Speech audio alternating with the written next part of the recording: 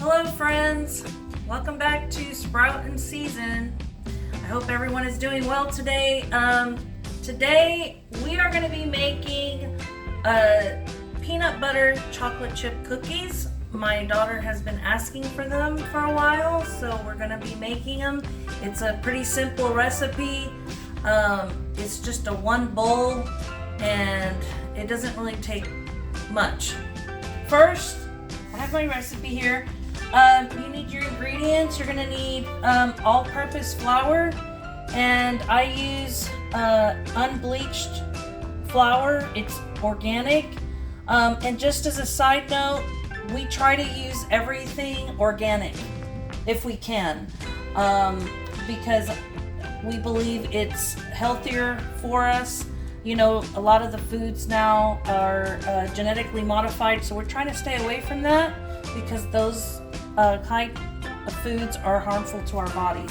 Also, I have the Nestle Toll House morsels, and these are also non-GMO.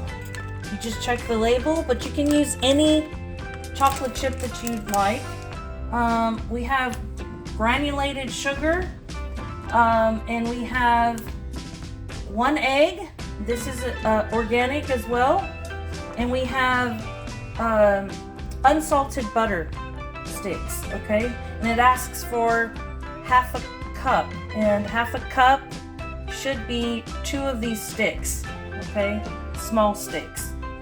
We have baking soda, vanilla extract, brown sugar. Now I have the dark brown sugar. I don't have the light brown sugar on hand, but it's okay. It tastes just as good.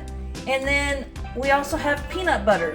I'm almost out of this Jif. This is also, I believe, a non-GMO product. Right there. And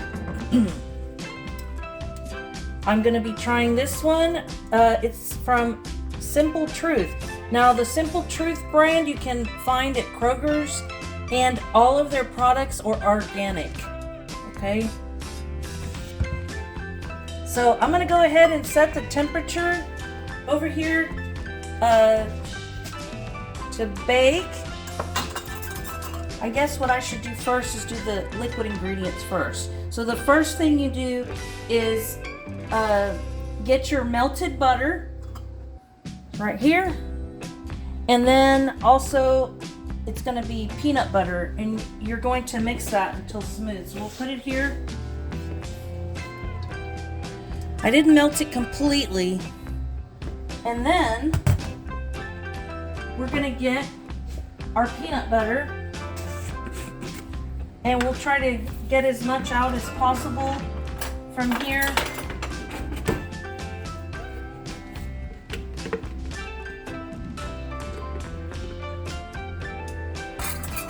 Half a cup of peanut butter. Okay, so whatever's left in here, we're going to use. And make sure you pack it in there. I'm going to probably have to get some of the new peanut butter because we're out of that one. So try this one, right? So get more peanut butter and put it all, you know, and it's up to you if you would like to put a little bit more in there. I try to just stick to what the measurements say there. So we get half a cup and we put it in here with our butter. Okay.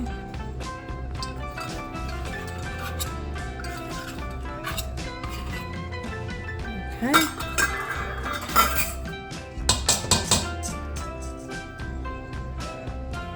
And this spatula here, I really like a lot because it doesn't really stick. So let's go ahead and mix that up.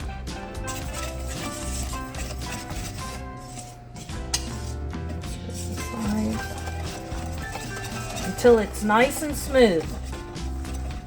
And then we're going to add our brown sugar and our granulated sugar. The brown sugar is 2/3 of a cup. Usually I just scoop the cup in there in the bag, but there's almost none of it left. Not much brown sugar left. And remember to pack your sugar, your brown sugar. Okay, so that's not a full cup, but we're just gonna pack it in there. So that's 2/3 right there. Okay, so that's about right there. That's all we need. So we're gonna scoop that out and put it in here. And we're also going to add our granulated sugar. Okay. So we're going to go ahead and get that. Granulated sugar is 1/4 cup. So it's going to be not this one, the smallest one here. There you go. Add that in there.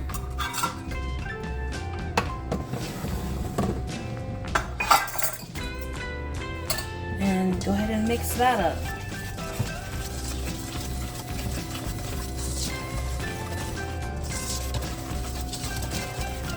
Okay, after you got that mixed up, then you're going to add in your vanilla, your egg, and baking soda and salt. So let's go ahead and get the vanilla, and it's 1 teaspoon vanilla. And I use the Adam's extract, but you can use whichever one you would like.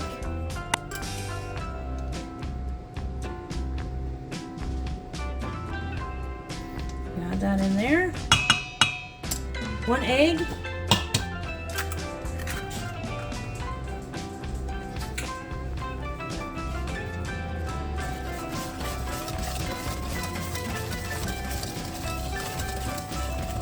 Baking soda and salt.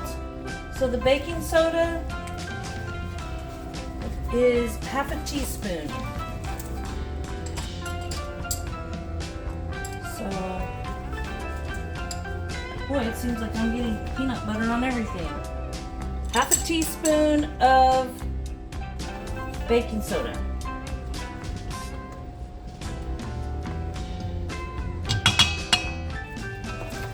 Half teaspoon salt.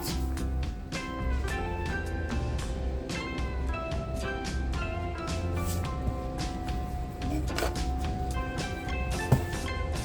go ahead and mix everything up till it's nice and smooth. Okay, and once it's nice and smooth, then you're gonna mix in your flour, and it is 1 1/4 cups. Now we're ready for the flour. And don't pack it, okay? Because when you pack it, then you may end up with more flour than you should, okay? So you pour that in, and you can do a little bit at a time, and I'll just keep using the whisk.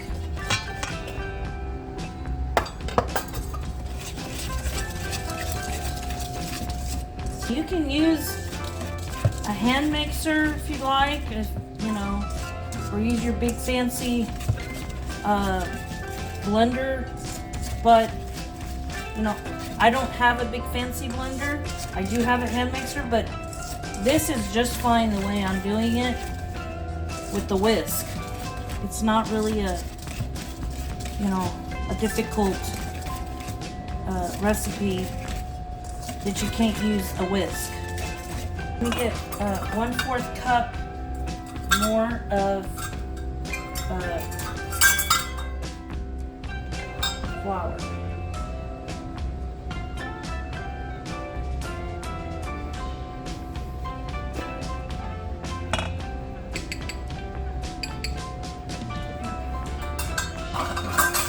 Now I think I'm gonna switch. Now, I mean, you can keep using the whisk, but now with the flour in there, it's getting a little clumpier. So I'm going to switch and use my spatula, but you can do it however. You can continue using your whisk if you like. Okay, so I'm going to go ahead and mix everything up with my spatula, and I just wanted to let you know that I think it is best once you add the flour, when you start adding the flour, it's probably best to use a spoon or spatula, only because with the whisk, as I said, it gets clumpy and it's harder to mix in there. So, but it's up to you. We'll add our chocolate chips, and it asks for 1 1/4 cups. It's the same measurement as the flour, 1 1/4 cups. So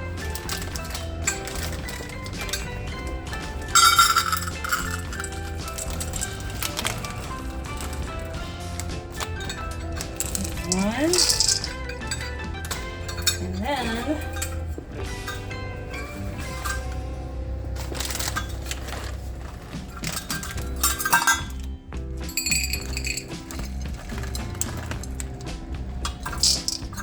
fourth.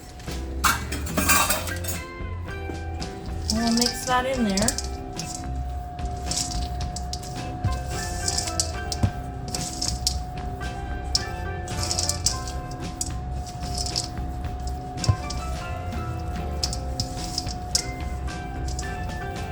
Now, you can add less chocolate chips. It's up to you.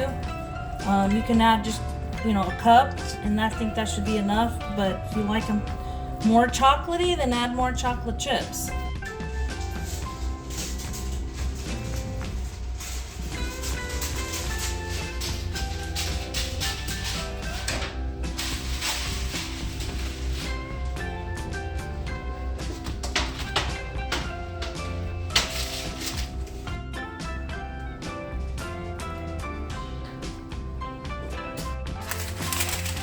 Alright, so I forgot to mention that you can use parchment paper to line your cookie sheet, and my trick is to get it, so it won't fold. You know how it just folds like that? Well, sprinkle it up. It's a trick I learned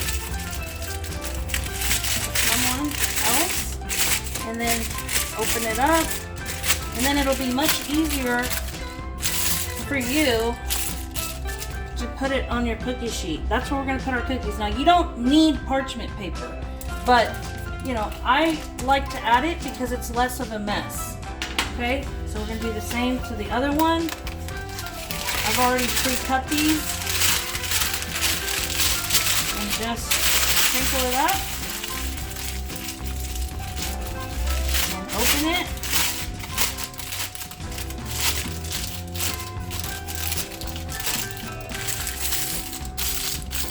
It doesn't have to be perfect, okay? You can just, just leave it like that. It doesn't have to be exactly fitted, okay? Now, we're gonna go ahead and put scoops of cookie dough. Okay, so you can use an ice cream scoop instead of an actual cookie scoop. If you have a cookie scoop, that's awesome. And all I do is I scoop some cookie dough on here, and I use my spatula like that, and it should come right off. Okay, just like that. And this should make about 18 cookies this size. Okay, an ice cream scoop size. And that's it, and then you just put them in the oven. And they go in the middle rack. That's kind of in the middle, so not way up at the top. And that's it. And we'll wait until the cookies are just around the edges. When they become golden, like a little bit of brown, then that's when you take them out. You don't want to leave them in there till they're completely brown, because then they'll overbake, they'll overcook. You don't want a hard cookie. So if you want a soft and chewy cookie, always take it out right before the whole thing is completely done. Okay, so see you in a bit. Okay, they're still baking. And you leave them in there for about 8 to 12 minutes, or like I said, until the edges are slightly brown.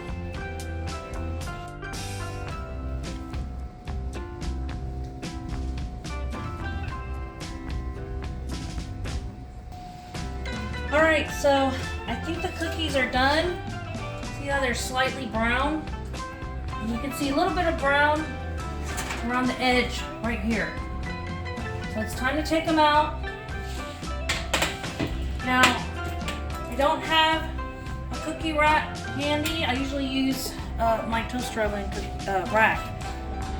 But that's the first batch, and then we're going to put the second. Okay, now those are pretty big sized cookies. You can make them smaller. Okay, and then you get more cookies, maybe about 24. But just let them cool for a little bit before you transfer them to a cookie sheet. Or you could just leave them on there. You know, you have the parchment paper, so I don't think that, you know, they're gonna continue to cook or bake on there. Okay, so I'm gonna go ahead and transfer the cookies onto this rack right here. Found this one in my toaster oven. It's usually what I use. I have a cookie rack, but it's packed away somewhere, and I haven't been able to locate it. But it's really easy to get them off the parchment paper. And then, you know, we'll add some more cookie dough to that tray, put those in the oven once the second batch is ready. And then, you know, I usually transfer them over to this casserole dish. Alright, the second batch is done. And they're brown, golden brown, but not overbaked to where, you know, the inside is still just a little wet looking. Okay, put those to the side, and we'll add our third batch. I don't put both trays in because I don't really have the room, so I do one at a time.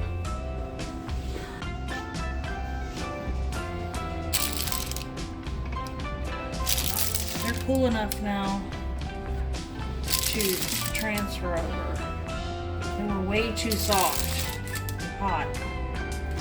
I'll let them finish cooling completely on the rack.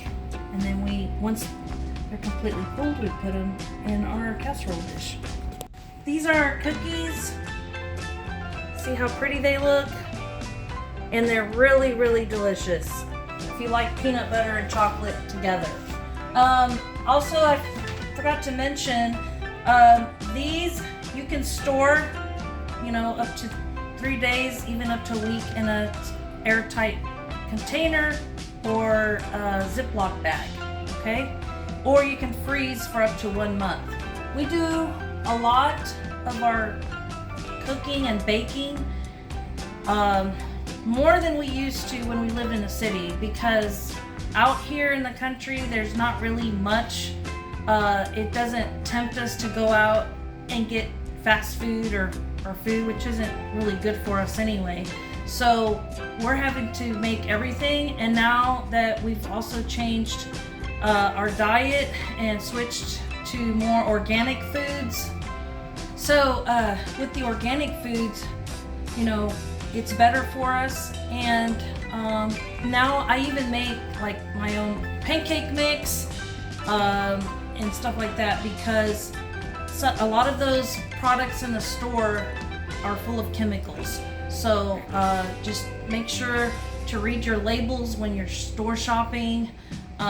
But you can always store these mixes in, airtight containers, and they'll last you for a while. You can just, grab whatever you need and then make it right there. You don't have to go to the store and, buy like pancake mix. So, and that is it. And I guess you should be seeing another video soon. My husband was going to be making tuna steaks, and we'll see how that turns out. But thank you for stopping by and checking out the channel today.